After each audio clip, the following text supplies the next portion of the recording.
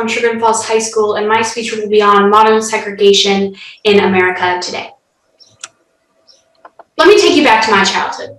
At age 2, my family moved from Cleveland Heights, Ohio to Burlington, Ontario, a small suburb outside of Toronto. Now, for most of us, we probably think the US and Canada are essentially the same country. There's not much difference between the two.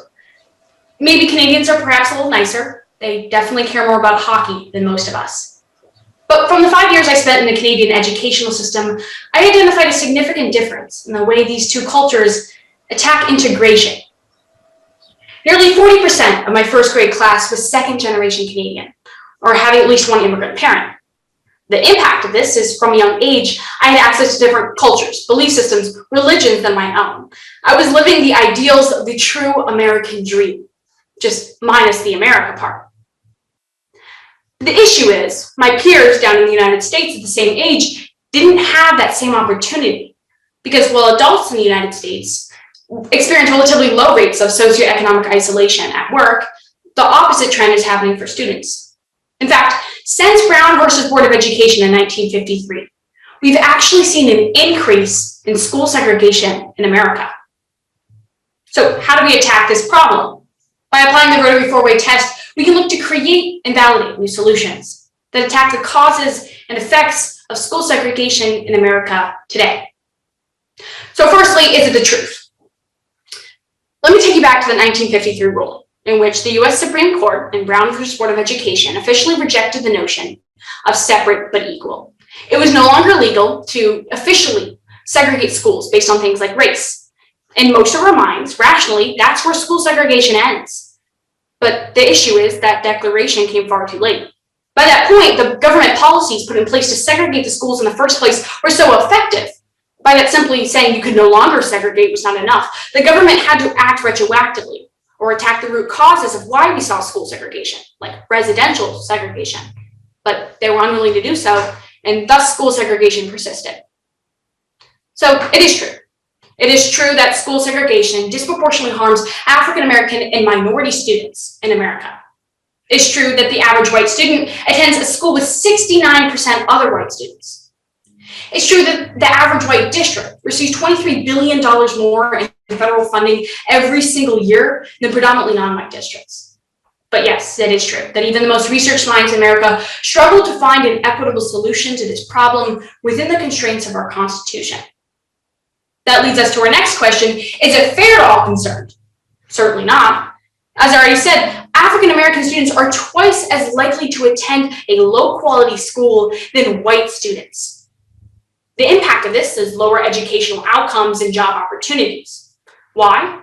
Studies concur that the socioeconomic status of your peers has a confounding effect on your own future. So it's certainly not fair to those children. But to every story, there's two sides. Would it be fair to require high-income students to potentially sacrifice their own educational outcome for the benefit of their low-income peers? It's a difficult question to answer, but an important one to ask. That leads us to our third question: will it build goodwill and better friendships? Simply put, if the government creates a more equitable and integrated educational system, it's the first step to solving the similarly disunited states. Researchers have suggested several policy implementations are necessary to attack this problem. It may include rethinking the way we district our school zones to include more variance in socioeconomic status, or rethinking the way we teach segregation in our schools today, because if students are taught that segregation magically went away after the 1960s, of course they're unwilling to act. But the good news is, regardless of political ideology or background, surveys have found that Americans want integrated schools. They want what's best for the next generation. So of course, integrating our school system will create goodwill and better friendships between previously divided groups of people in America. That leads us to our next question: will it be beneficial to all concerned? If the government creates an integrated system, it is undoubtedly true that divisions between groups of people will better, and then those at the lower end of socioeconomic status will have access to greater education and job opportunities. On the surface, that appears to only be helping those at the end of socioeconomic spectrum. But Harvard researchers have found that when we help those at the bottom, it helps everyone. In fact, they found that if you were to raise the average African American income to that of the average white income, you'd see a $1.9 trillion increase in the GDP. I want to leave you with a thought. When I moved back from Canada to the United States, I went from a 40% immigrant classroom to a 98% white one. And while I am privileged to have some of the highest quality education in the entire state of Ohio, I know that some of my peers aren't given that same opportunity. And thus, it is up to all of us to act, to create an equitable and integrated educational system, to preserve the American dream through equality of opportunity and justice for all. Thank you.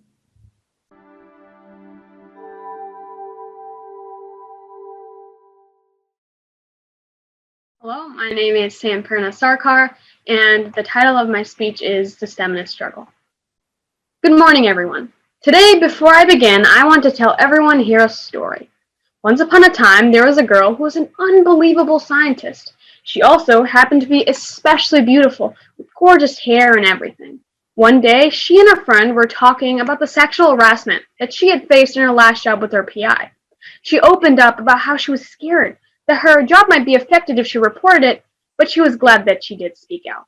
After, when she had left, her friend looked across the room to see a couple of men rolling their eyes and saying, "She is such a drama queen.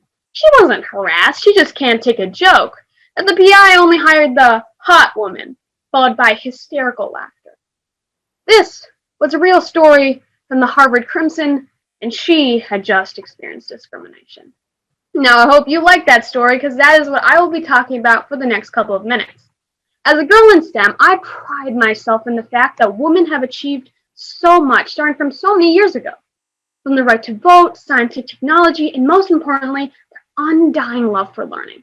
However, back then, it wasn't easy. They were out of their league or crazy to be doing the things that make them content. But that was back then, right?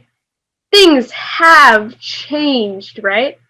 As much as I wish I was correct, it seems that we have not improved as much as we should have. 50% of women who are in the STEM field are more likely to experience gender-related discrimination at work.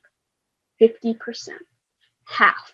Half of these women who want to succeed at their passion obtain less salary than men at the same job. Half of these women were treated as if they are not competent. Half of these women receive less support from their senior leaders. So should these women be able to do what they love without being discriminated against? Well, let's put it to the four-way test. Is it the truth?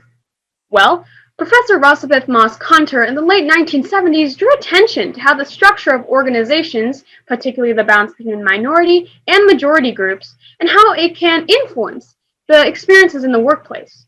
So let me explain this to you. The majority of men or women who are actually working in STEM positions are employed in majority female or an even mix of both gender workplaces. But the 19% of women in STEM who work in settings of mostly men stand out from others. But why is that?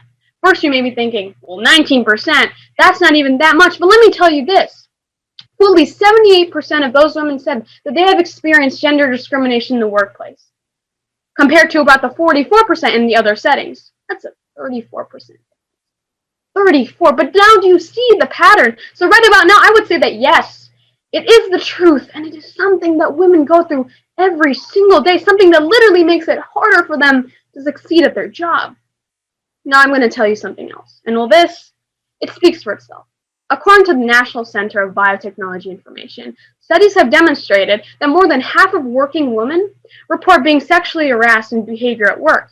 But less than 20% of those women actually describe that experience as sexual harassment because to them, it's simply a misunderstanding, or they were asking for it. And let me ask you this, how is that fair? How is that fair to those incredible, talented, and inspiring women out there? It's not. It's not, because these women cannot feel safe every day. They cannot accomplish something and be thrilled about it. They cannot wear something making them feel beautiful. They cannot do anything without not being able to be taken seriously. These women are leaders. These women are the people who show the future generation what resilience looks like. So for a second, I want you to close your eyes, and I want you to see yourself the most confident and happy you have ever been with yourself. Now look around you. All these people deserve it, don't they? They deserve to be able to look at themselves and the work that they are doing and be proud. They all deserve it. So when you think about the things that are happening with these women in STEM, you cannot help but think what it feels like. And this is just in America, a first world country. Imagine places like Bangladesh or Africa. It's not fair to them, to all concerned. The fact that they are women does not make them any less qualified to create. Now, on to number 3. Will it build goodwill and better friendships? So, time to tell you another story. But this one's a tad different. It's my story. In my first year of high school, there was a new robotics team. Me and my friend were the only girls on the team. As in, I was stuck in a room with more than 10 high school boys.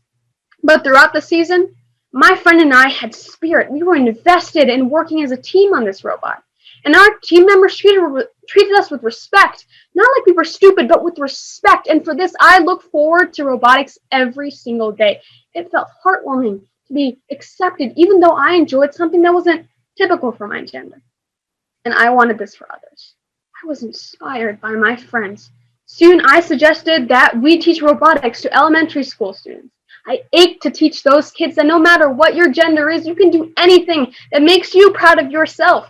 To celebrate our differences, for without them, we are nothing.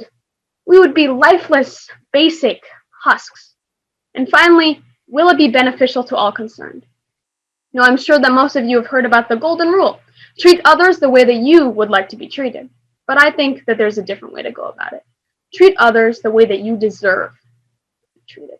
Now, everyone deserves kindness, compassion, acceptance. Women work hard every day to climb up to the standard of their male counterpart, but as soon as they get there, they are shot back down, not taken seriously. And no, this is not beneficial. No, what is beneficial is that we bring each other up. What is beneficial is that we take advantage of a society that has been bestowed upon us, a society meant to be utilized for good, for recognition, for prominence. And yet here we are, making fun of diligent women who have had the determination to step out of their norms, to pursue their passion, their dream, their life that they know that they can achieve. With compassion, with empathy, we're simply one step away from greatness. None of us are perfect. Yet all of us must feel safe, feel confident, feel taken seriously. Know that they accept you and see you for your actions, not your gender. So then maybe, just maybe, that beautiful scientist from the very beginning won't be ridiculed. No, she will be praised. She will inspire, and she will continue to quench her curiosity to bring herself joy. For we are all in this together, all genders, and we all deserve greatness. Thank you. I'm Angelica Jameson. I'm from Bay High School, and I'm going to be talking about how coronavirus vaccine donations or the donations to impoverished nations in need. Who here has already received their COVID vaccine? I myself am already eligible to receive it, and of course I'm excited. Blessed to live in a nation, in a state that's already giving 17-year-olds the opportunity to get their shot. But as these new COVID vaccines have begun to revolutionize our world, the scramble for these shots by wealthy countries such as our own may have left underdeveloped nations with no resources to fend for themselves. Wealthy countries that make up just 16% of the world's population have already bought out over 60% of the world's vaccine supply. Canada, for example, has already bought almost 200 million doses, which is more than enough to cover their population of 38 million by over 5 times. With our monetary power, should we help those countries that cannot fight the virus on their own? Let's put it to the rotary 4-way test and find out. Is it the truth? On Tuesday, March 1st, Ghana became the first country in the world to receive a coronavirus vaccine through COVAX, a vaccine sharing program. Created by the World Health Organization to ensure that all nations receive a chance to stand up against COVID, COVAX unites over 170 participating countries worldwide, building goodwill and friendships over a common cause to help others. The countries pool their money and their own vaccines together to create a unified vaccine market, which then allows COVAX to deliver these doses to impoverished countries in need. And Ghana is just the beginning. Following the 600,000 doses that they received, the Ivory Coast also received 504,000 doses, and over 6 million were sent to Nigeria, Congo, and Angola to be given out in the second wave. However, the success of COVAX is dependent on the participation of countries such as the US and their commitment to the program. President Biden has already pledged $4 billion to COVAX, but with the current vaccine scarcity, money is not all that COVAX needs. COVAX could have all the cash in the world, but with large nations, including our own, buying out all the vaccine supply before anyone else can, their money is proven worthless. Nevertheless, while these underdeveloped countries relying on COVAX continue to suffer the consequences of the pandemic, the United States continues to distribute vaccines to wider ranges of people. But does our country's wealth really mean our lives are worth more? Why should a healthy 17-year-old like myself get a vaccine over my great aunts and uncles living in Peru? We've all studied the statistics that declare that the elderly are at great risk. And sure, the United States has suffered tremendously with coronavirus, but it's a global pandemic that impacted the whole world. Just because we have the monetary privilege of purchasing new vaccines for ourselves should not mean that we distribute them at the expense of other struggling nations. I've visited some third world countries, and these are people we're talking about, living, breathing human beings, just like the rest of us. The sole difference being, we live in a prosperous nation with education and healthcare, and they may have to walk miles just for access to clean drinking water. These moms, dads, grandparents, and uncles deserve a chance to fight this virus just as much as we do. So if we can help others, especially those not as fortunate as we are, then isn't it our moral obligation to provide a chance for them? Isn't it only fair that elderly individuals, healthcare workers, and all those at higher risk, no matter what country, receive their vaccines before I do? Now, contrary to my belief, some may insist that distributing some of the US's vaccines to other places is not fair. After all, we certainly did pay taxes for our country to purchase these vaccines, and we still have a shortage. But the vaccine shortage that we're experiencing in the US is incomparable to the shortage across the world. We may be short vaccines, but at least we've started distributing. Over 114 million people have already had their first dose here, while there's some countries that have yet to vaccinate a single individual. And as we raise the question, is it beneficial to all concerned? Of course it is. In addition to saving millions of lives abroad, the sooner more people worldwide can be vaccinated and return to work, the sooner the global economy will improve, which will in turn improve our domestic economy. So the vaccines have been developed. That step is now over. Our job is now to administer them to the elderly, to the immunocompromised, to the frontline workers, and to all those who really need it. And yes, we will all need it at some point. But while doses are limited, we need to prioritize, and not just prioritize our own country. We were greatly affected by the pandemic, but we've had the wealth and power to begin a recovery. While it's still important to reach herd immunity here in the US, when we look at the broader picture, countries without access to modern healthcare need this immunity boost even more than we do. We need to prioritize those who need it across the globe. If my abuela's 80-year-old brother was given a chance to receive his vaccine at the same time they opened it up to teenagers here, then he would not be currently laying in a hospital bed in Lima, Peru, hooked up to oxygen. The pandemic will not be over until the whole world says it's over, and it'll keep coming back if countries continue to fall to the virus. So to conclude our test, it is the truth that wealthy nations have a large advantage over others with regards to vaccines, and it is only fair that we help them. Participating with COVAX will build goodwill between our nation and others, and it's most definitely beneficial to all those across the globe. So as a nation, let's act unselfishly and donate a portion of our vaccines to countries who need them even more than we do. Because through these donations, we have the power to help save the world. Thank you. For most of us, it's been our parents who've instilled strong values into us and taught us life's most important lessons. Right from wrong, the golden rule, and how to be our best self. However, after we've learned these lessons, it is up to us to decide what we do with them. The lessons my parents have taught me have been a key motivator as I work towards the goals I want to achieve in my life. And I think that's true for most of us. But as we're working towards our goals, it's easy to get distracted by the challenges that arise along the way, and subsequently the failures that arise as a result of these challenges. Now, our society has fabricated a simple solution to this problem. We're told to never give up. And as great as this cliche may seem on the surface, it lacks a very valuable principle, a call to action. So after we decide to never give up, we're lost as to what our next step should be.